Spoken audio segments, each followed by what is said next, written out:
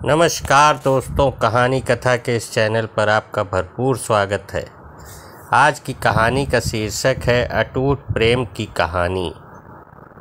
दोस्तों, आज की कहानी पर आते हैं। एक छोटे से गांव के सिरे पर एक माँ बेटी झोपड़ी में रहती थी। माँ विधवा थी और उसकी बेटी कुंवारी थी। घर में और कोई आदमी नहीं था। बेटी गौरा बाग से पत्तियां बटोर कर लाती तो माँ गंगा भाड़ झोंकती थी। इससे शेर भर अनाज मिल जाता था तो दोनों खाकर सो पड़ती थी। इसी तरह से उनका जीवन गुजर बसर हो रहा था। हर माँ की तरह गौरा की माँ को भी हमेशा यही चिंता रहती थी कि किसी तरह उसकी बेटी की सगाई हो जाए। पति के मर जाने के बाद गंगा ने कभी दूसरा घर नहीं बसाया और ना ही कोई रोजगार शुरू किया था। इसके बाद भी माँ बेटी सुकून से रहती थीं। इस बात को लेकर गांव वालों को माँ बेटी पर संदेह होता था। सबके मन में यही सवाल आता था कि दोनों स्त्रियां कोई धंधा नहीं करती, कोई मर्द भी नहीं है, तो फिर ये इतने आराम से कैसे रहती हैं। कभी इन्हें किसी से हाथ फैलाते भी नहीं देखा। न कुछ गड़बड़ जरूर है। पहले शूद्रों की बिरादरी बहुत छोटी होती थी। 5-10 कोस से अधिक उनका दायरा नहीं होता था। आखिर क्या कारण है कि कोई गौरा से शादी के लिए तैयार नहीं होता। गौरा की शादी के लिए माँ बेटी ने एक साथ कई तीर्थ यात्राएं भी की। उड़ीसा तक हो आए, लेकिन कुछ भी हल नहीं निकला। गौरा सुंदर और सुशील थी, लेकिन किसी ने उसे आज तक कुएं पर भी हंसते बोलते नहीं देखा था। उसकी निगाहें कभी ऊपर न उठती थीं। उसकी ये हरकत गांव वालों के शक को और मजबूत करती थी। सभी को यही लगता था कि कोई स्त्री इतनी सती कैसे हो सकती है। दिन गुजरते गए। गौरा की माँ चिंता में घुलती जा रही थी। उधर गौरा की सुंदरता, उसकी जवानी गांव वालों की नज़रों में चुभ रही थी। एक दिन एक परदेसी गांव से दूर नौकरी की खोज में कलकत्ता जा रहा था। 10-12 कोस दूर पहुंचते उसे रात हो गई। उस समय वह एक गांव में पहुंचा था। वह लोगों से किसी कहार का घर पूछते हुए गंगा के घर पहुंचा। परदेसी को देखकर गंगा बहुत खुश हुई। गंगा ने उस परदेसी से उसका नाम पूछा तो परदेसी ने बताया कि उसका नाम मंगरू है। इसके बाद गंगा ने मंगरू का खूब आदर सत्कार किया। उसके लिए अच्छे पकवान भी बनाए। धीरे धीरे दोनों की बातचीत भी बढ़ने लगी। इस दौरान शादी की चर्चा भी छिड़ गई। मंगरू नौजवान था। तभी उसकी निगाह गौरा पर पड़ी। गौरा एक सुंदर और शांत हाव भाव की लड़की थी, जिसे देखते ही मंगरू भी मोह में पड़ गया और वह झट से गौरा से सगाई के लिए मान गया। उसने 2-4 गहने खरीदे और कपड़े उधार लेकर सगाई कर ली। गंगा बेटी दामाद को अपनी नज़रों से दूर नहीं करना चाहती थी, इसलिए दोनों गंगा के साथ ही रहने लगे। इस दौरान गौरा और मंगरू एक दूसरे से बहुत प्यार करने लगे थे, लेकिन 10-15 दिन भी नहीं बीते थे कि मंगरू के कानों में कई तरह की बातें पड़ने लगीं। बिरादरी के अलावा दूसरी जाति के लोग भी कई तरह की बातें बनाने लगे। मंगरू इन अटकलों से बहुत परेशान हो गया था, लेकिन वह गौरा को छोड़ना भी नहीं चाहता था। लगभग 1 महीने बाद मंगरू अपनी बहन के घर गया। बहन ने खाना परोसा। मंगरू ने बहनोई को साथ खाने के लिए कहा। बहनोई बोला, तुम खा लो, मैं बाद में खा लूँगा। मंगरू को कुछ संदेह हुआ। उसने साफ पूछ लिया कि आखिर बात क्या है। बहनोई बोला, मैं तुम्हारे साथ नहीं खा सकता। तुमने बिरादरी से बाहर शादी की है। किसी से न कुछ पूछा न कुछ बताया। जब तक पंचायत नहीं होगी मैं तुम्हारे साथ उठ बैठ भी नहीं सकता।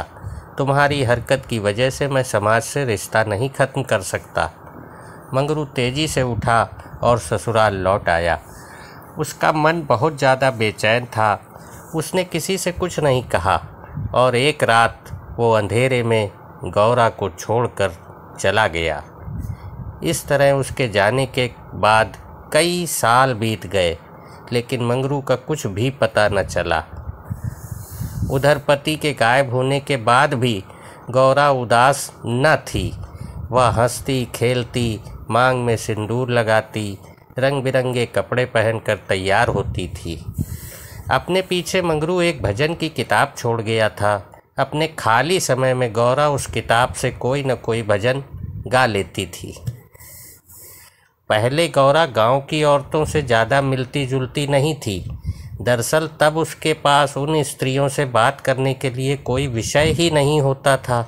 लेकिन अब गौरा के पास गृहस्थ जीवन की ढेरों बातें थीं, जिसकी चर्चा वह गली मोहल्ले की औरतों के साथ करती थी। वह सभी को बताती थी कि मंगरू कितना अच्छा व सहनशील है। तभी वहाँ मौजूद एक स्त्री ने एक दिन पूछ लिया, गौरा, मंगरू तुम्हें छोड़कर क्यों चला गया? गौरा कहती, मर्द कभी ससुराल में रह सकता है भला? बाहर जाकर पैसे कमाना ही मर्द का असली काम है। वहीं जब कोई गौरा से ये सवाल करता कि मंगरू खत क्यों नहीं लिखता है तुम्हें, इस पर गौरा मुस्कुरा कर कहती, अपना ठिकाना बताने से डरते हैं वो, जानते हैं कि गौरा सामने आ पहुँचेगी।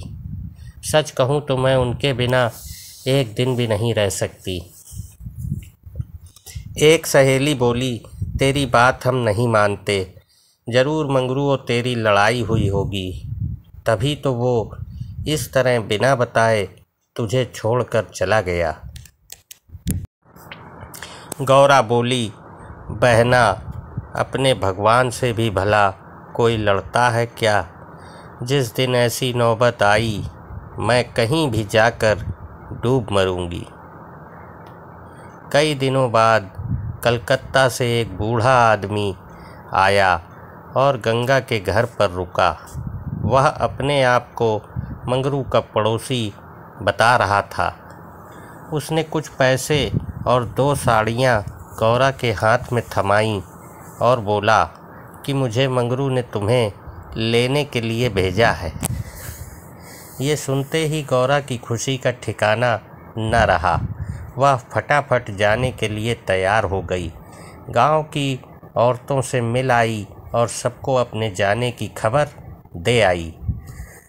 बेटी के जाने से गंगा मायूस थी, लेकिन साथ ही साथ खुश भी थी। रास्ते भर गौरा के मन में हजारों अच्छे बुरे ख्याल आते रहे। बीच बीच में उसे अपनी माँ के अकेलेपन की भी याद आ जाती थी। डर सताता था कि बेचारी अम्मा अब अकेले कैसे रहेगी, सारा काम अकेले करना पड़ेगा, बूढ़ी दिन भर रोती रहेगी। इसी उधेड़-बुन में रास्ता कट गया। लगभग 3 दिनों बाद गाड़ी कलकत्ता स्टेशन पहुंची। गौरा का दिल जोर जोर से धड़क रहा था। वह प्लेटफॉर्म पर उतरकर मंगरू का इंतज़ार करने लगी। बूढ़ा बोला, मैंने आसपास सभी जगह देख लिया, लेकिन मंगरू तो कहीं दिखाई नहीं दे रहा है, शायद अब तक आया नहीं है।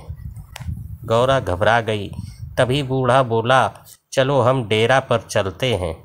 उसे मालूम न था कि हम कौन सी गाड़ी से आ रहे हैं। ऐसे में यहाँ उसकी राह देखने से कोई फ़ायदा नहीं। गौरा बात मान गई और दोनों तांगे पर सवार होकर चल दिए। यह पहली बार था जब गौरा गांव से बाहर निकली थी। उसकी आंखें इधर उधर चीज़ों को निहारने में लगी हुई थीं। अचानक तांगा एक सुंदर और विशाल भवन के सामने रुका। गौरा उतरी और तेजी से सीढ़ियों के सहारे ऊपर चढ़ने लगी। मंगरू से मिलने की थोड़ी सी भी देरी अब उससे बर्दाश्त नहीं हो रही थी। तभी बूढ़े ने पहली मंजिल के एक कमरे की ओर इशारा करते हुए कहा, यही मंगरू का कमरा है, जाओ, वह अंदर ही पड़ा होगा। गौरा अंदर गई, लेकिन कमरे में कोई न था। कोने में खाट और 4-5 बर्तन पड़े हुए थे। वह बाहर आई और बूढ़े को बताया। बूढ़ा बोला, मंगरू काम पर गया होगा, शायद शाम को लौटेगा, यहाँ वह किराए पर रहता है। कमरे में मंगरू को न पाकर गौरा थोड़ी मायूस हो गई, लेकिन शाम को मिलने की सोचकर मुस्काई और साफ सफाई में लग गई। उसने कमरे में झाड़ू लगाया, बर्तन धोए, नहा धोकर शाम का इंतज़ार करने लगी। राह देखते देखते देर शाम हो गई, लेकिन मंगरू का अब तक कोई भी पता न था। गौरा का मन फिर घबराने लगा। घना अंधेरा छा गया था, परंतु कमरे में एक दीपक तक न था। जब भी किसी की आहट होती तो गौरा को लगता मंगरू आया होगा, लेकिन दरवाजे पर कोई दस्तक न होती थी। कुछ देर बाद दस्तक हुई। गौरा दौड़ी और दरवाज़ा खोला। सामने बूढ़ा खड़ा था। गौरा बोली, वो अब तक आए क्यों नहीं?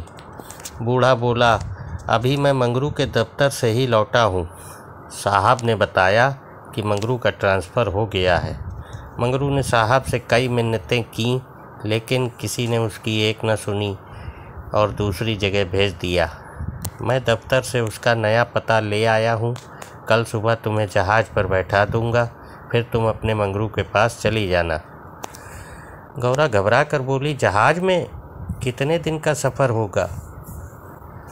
तो बूढ़ा बोला, कम से कम 8 से 10 दिन तो ज़रूर लगेंगे, लेकिन घबराओ मत, तुम्हें कोई भी परेशानी नहीं होगी। तय बात के मुताबिक अगले दिन गौरा बूढ़े के साथ मंगरू के पास जाने के लिए निकली। बूढ़े ने उसे जहाज़ पर बैठाया और विदा किया। जहाज़ जैसे जैसे किनारे से अलग हो रहा था, वैसे वैसे गौरा को लग रहा था कि अब उसकी अम्मा, गांव सब पीछे छूट रहा है। चारों ओर पानी पानी देखकर गौरा का मन अजीब हो रहा था। अनजान जगह में मंगरू को कहाँ खोजेगी, यह सोच सोच कर उसका दिल बैठा जा रहा था। जहाज़ पर कई सारी स्त्रियां और पुरुष सवार थे। गौरा उन्हें देखकर उनकी बातें सुन रही थी। तभी उसकी नज़र एक कोने में अकेले बैठी हुई एक स्त्री पर पड़ी। गौरा ने हिम्मत करके उससे पूछा, कहाँ जा रही हो बहन? ये सुनते ही स्त्री की आंखें डबडबा गईं। बोली, मुझे नहीं मालूम कि मैं कहाँ जा रही हूँ, बस जहाँ मेरा भाग्य ले जाए वहाँ चली जा रही हूँ। तुम कहाँ जा रही हो? गौरा बोली, मैं तो अपने मालिक के पास जा रही हूँ। स्त्री झट से बोली, बहन, कोई तुम्हें बहला फुसला कर लाया है? तुम किसके साथ यहाँ आई? गौरा ने कहा, मुझे एक बूढ़ा आदमी यहाँ बैठा गया है। मैं तो अपने पति से मिलने कलकत्ता आई थी। स्त्री बोली, किनारे पर जो लंबा दुबला पतला सा बूढ़ा था, जिसकी एक आँख फूली हुई थी, वही? गौरा बोली, हाँ बहन, वही। स्त्री बोली, बहन, उसी दुष्ट ने मेरा जीवन बर्बाद किया है। भगवान करे उसकी 7 पुश्तों को नरक नसीब हो। उस कपटी के कारण ही मैं किसी को मुंह दिखाने के लायक नहीं रही। अब जा रही हूँ मिस्र देश, वहीं मेहनत मजदूरी कर कर अपनी गुजर बसर करूँगी। ये सब सुनकर गौरा के मुंह से बोल न फूटे। वह सोचने लगी कि अब क्या करूँगी। उसे अपनी माँ, अपने गांव, सहेलियों की याद आने लगी। कुछ क्षण के बाद हिम्मत करके वह बोली, अब क्या करें बहन? वो स्त्री बोली, अब यह तो वहाँ पहुँचने के बाद ही मालूम चलेगा। यह कहते कहते वह ज़ोर ज़ोर से रोने लगी और अपना दुख बताने लगी। गौरा ने हिम्मत दी तो उस स्त्री ने बताया कि शादी के 3रे साल में उसके पति की मौत हो गई। पति के ख्यालों के साथ वह किसी तरह जी ही रही थी कि एक रोज़ वह पापी बूढ़ा वेश बदलकर भिक्षा मांगने आया। उसने सन्यासी का रूप धारण किया हुआ था। मैं उसके जाल में फंस गई और आज मेरी यह दुर्दशा है। इसने मुझे पति से मिलवाने का लालच दिया। मैं बेवकूफ़ पति से मिलने की चाह में इस बहरूपिया की बात में फंस गई और इसके साथ चल दी। आगे की कहानी मुझे मालूम नहीं। अगले दिन जब मुझे होश आया तो मैं घर भी नहीं लौट सकती थी। अब बूढ़ा मुझे यहाँ ले आया और जहाज़ पर छोड़ गया है। स्त्री की बातें सुनकर गौरा को समझ नहीं आ रहा था कि वह क्या प्रतिक्रिया दे। वह बिल्कुल मौन सी हो गई। मंगरू से मिलन का सपना एक झटके में टूट गया था। गौरा को इस हाल में देखकर स्त्री बोली, भगवान पर भरोसा और साहस रखो बहन। हिम्मत पाकर गौरा बोली, मुझे अब तुम्हारा ही सहारा है। मैं और तुम दोनों अब साथ ही रहेंगे। स्त्री कुछ न बोली। दोनों एकटक नीले आकाश की ओर निहारने लगे। करीब 3 दिनों के बाद जहाज एक किनारे पर पहुंचा। सभी यात्री उतरने लगे। तट पर मौजूद एक आदमी सभी यात्रियों के नाम लिख रहा था। अब गौरा के नीचे उतरने की बारी आई। जैसे ही उसने पांव नीचे रखा वह चौंक गई। उसके शरीर में करंट दौड़ गया। वह जड़ बन गई। न कुछ बोल पा रही थी और न ही पीछे से आवाज़ दे रहे यात्रियों की बात सुन रही थी। ऐसा लगा मानो दुनिया रुक गई हो। गौरा के सामने वह दृश्य था जिसकी उसने उम्मीद छोड़ दी थी। तट पर खड़ा व्यक्ति जो यात्रियों के नाम लिख रहा था वह कोई और नहीं बल्कि मंगरू था। गौरा इस क्षण 7वें आसमान पर थी। उसकी खुशी छिपाए नहीं छिप रही थी। मंगरू ने अपना हाथ आगे बढ़ाया। गौरा ने प्रतिक्रिया न दी। इतने में यात्रा के दौरान मिली स्त्री ने गौरा को कोहनी मारी। गौरा लड़खड़ा गई। मंगरू ने उसे थाम लिया। स्त्री बोली, क्या हुआ? इस आदमी को पहचानती हो क्या? गौरा बोली, बहुत अच्छी तरह से। यही तो वे हैं जिनसे मिलने के लिए मैं घर से निकली। स्त्री बोली, अच्छा तो ये तुम्हारे पति हैं? अब तो तुम मेरे साथ ना आओगी, मुझे भूल जाओगी। गौरा बोली, क्या ऐसा भी हो सकता है भला? तुमने ही तो मुझे सहारा दिया है।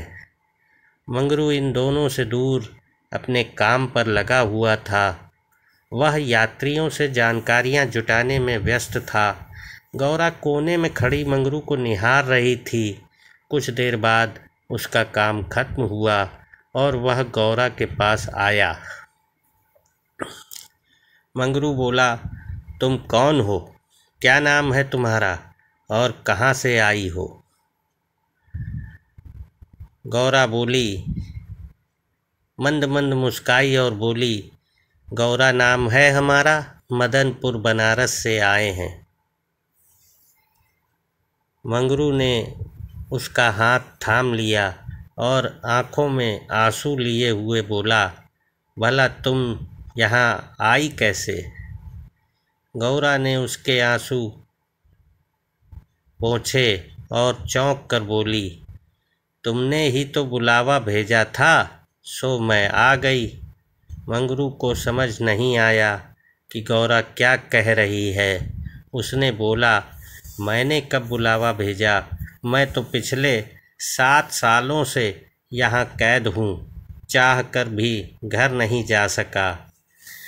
गौरा घबरा कर बोली, तुमने एक बूढ़े को नहीं भेजा था क्या मुझे लाने के लिए? मंगरू बोला, बिल्कुल नहीं। गौरा का मन छोटा हो गया। उसने इस जवाब की आशा न की थी। गौरा गुस्से में बोली, मैं कल ही यहाँ से चली जाऊँगी। मुझे तुम पर बोझ नहीं बनना है। मंगरू बोला, अब तुम यहाँ से अगले 5 सालों तक नहीं जा सकती गौरा, यही यहाँ का नियम है। गौरा बोली, ठीक है फिर, मैं अलग रहकर अपना पेट पाल लूँगी, लेकिन तुम पर भार न बनूँगी। मंगरू बोला, तुम मेरे लिए कभी बोझ नहीं हो सकती गौरा। तुम सती हो, देवी हो। जिस बूढ़े आदमी ने तुम्हें बहकाया उसी ने मुझे भी यहाँ भेजा है। आओ मेरे साथ, मेरे ठिकाने पर चलो, वहाँ आराम कर लो, फिर आगे की बातें होंगी। यह स्त्री कौन है तुम्हारे साथ? गौरा बोली, यह मेरी सहेली है, यात्रा के दौरान जहाज़ पर मिली थी। इसका यहाँ कोई न है, अतः यह मेरे ही साथ रहेगी। मंगरू मान गया। तीनों लोग पैदल चल दिए। तभी सामने से दो लंबे चौड़े शरीर के आदमी आते हुए दिखाई दिए। मंगरू के पास आकर दोनों आदमियों ने बोला, आज से ये दोनों औरतें हमारी। मंगरू के क्रोध का ठिकाना न रहा। मंगरू चिल्लाकर बोला, ये दोनों मेरे घर की स्त्रियां हैं, इन पर आंख तक न डालना। दोनों आदमी ठहाके लगाकर हंस पड़े। मंगरू का गुस्सा और बढ़ गया। तभी एक आदमी गौरा की ओर बढ़ा और उसका हाथ पकड़ने की कोशिश करने लगा। मंगरू बड़ी तेज चिल्लाया, छूना मत वरना अच्छा नहीं होगा। वह दोनों आदमी सहम गए और बाद में देख लेने की धमकी देकर आगे निकल गए। मंगरू, गौरा और उसकी सखी आगे बढ़ गए। मंगरू बोला, देखा तुमने, इसीलिए मैं कह रहा था कि ये जगह तुम जैसी औरतों के लिए बिल्कुल नहीं है। अचानक सामने से एक अंग्रेज आ पहुंचा। उसने मंगरू से कहा, ए जमादार, ये दोनों औरतें आज से मेरे कोठे में रहेंगी। मंगरू ने हाथ जोड़ लिए। बोला, साहब, यह मेरे घर की औरतें हैं, इन्हें जाने दीजिए। अंग्रेज बोला, झूठ मत बोलो तुम। गौरा की ओर इशारा करके उसने कहा, इसको हमारी कोठी में भेज दो। मंगरू कांप गया और ना में सिर हिलाने लगा, लेकिन तब तक अंग्रेज इतना कहकर आगे बढ़ चुका था। वहाँ पर साहब की बात पर अमल करना जमादार का काम था। मंगरू समझ नहीं पा रहा था कि वह अब क्या करे। आखिरकार रास्ता खत्म हुआ। सामने मजदूरों के रहने के लिए मिट्टी के घर बने थे। बाहर दर्जनों की संख्या में स्त्री और पुरुष बैठे थे। सभी गौरा और उसकी सखी को गंदी नज़रों से घूर रहे थे। किसी तरह नज़र बचाकर मंगरू दोनों औरतों को घर ले गया और खुद दरवाजे पर बैठा रहा।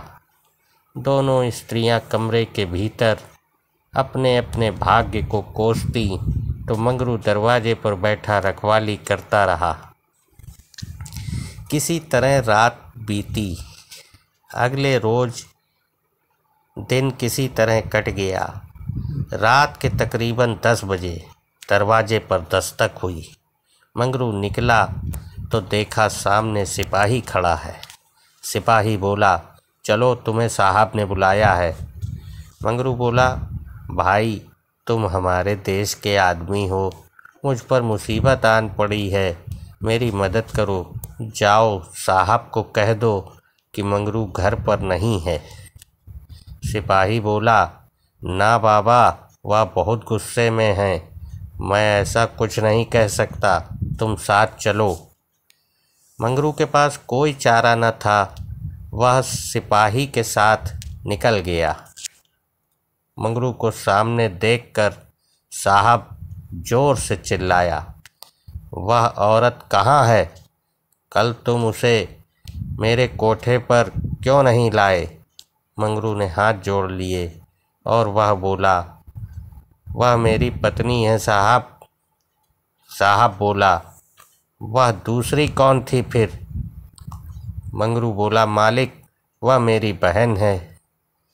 साहब गुस्से में बोला, हम कुछ नहीं जानते हैं, तुम उन दोनों में से किसी एक को लेकर आओ जल्दी। मंगरू साहब के पैरों में गिर गया और रोने लगा, लेकिन साहब का दिल नहीं पसीजा। उसने आदेश दिया, जल्दी एक स्त्री को लेकर आओ वरना तुम्हें कोड़े पड़ेंगे। मंगरू कोड़े खाने को तैयार हो गया। साहब नशे में था, उसने न आव सोचा न ताव। हंटर निकाला और कोड़े बरसाने शुरू किए। मंगरू की चीखें निकल गईं। साहब उसे लगातार कोड़े मारते रहे, लेकिन वह अपने घर की औरतों की इज्जत देने को तैयार न हुआ। उसने अपने प्राण त्यागना बेहतर समझा। इधर गौरा और सखी कमरे में बैठे मंगरू की बाट देख रही थीं। उन्हें क्या पता कि मंगरू पर क्या बीत रही थी। अचानक किसी के चीखने रोने की आवाज़ सुनाई पड़ी। कान लगाकर सुना तो कलेजा मुंह को आ गया। यह मंगरू की आवाज़ थी। गौरा दौड़कर दरवाजे पर पहुंची। मंगरू की आवाज़ सुनकर उससे रहा न गया तो आवाज़ के पीछे दौड़ गई। फाटक खुला हुआ था। गौरा कोई है की आवाज़ें लगाने लगी, लेकिन जवाब न मिला। वह अंदर जा पहुंची। सामने मंगरू खुले बदन लहू लुहान हुए खड़ा था और अंग्रेज उस पर चाबुक बरसा रहा था। गौरा से ये सहन नहीं हुआ। वह दौड़कर मंगरू से लिपट गई और बोली, इनके बदले जितना चाहो मुझे मार लो साहब, लेकिन इन पर दया करो। अंग्रेज खुश होकर गौरा से बोला, तुम यहाँ मेरे पास रहोगी तो मैं इसे छोड़ दूँगा। गौरा अब अपने आप को बहुत असहाय महसूस कर रही थी। कुछ न बोली। वहीं मंगरू दर्द से कराह रहा था। जिस साथ के लिए वह यह सब कर रहा था, उसकी आँखों के सामने वह उससे छूट रहा था। गौरा ने दिल पर पत्थर रखकर कहा, मुझे तुम्हारी शर्त मंजूर है, लेकिन अपने पति के स्वस्थ होने के बाद मैं तुम्हारे पास आऊँगी। अंग्रेज बात मान गया। उसने मंगरू पर अत्याचार बंद किया और सिपाही को उसे अस्पताल में भर्ती कराने का आदेश दिया। मंगरू को अस्पताल ले जाया गया। गौरा भी उसके साथ थी।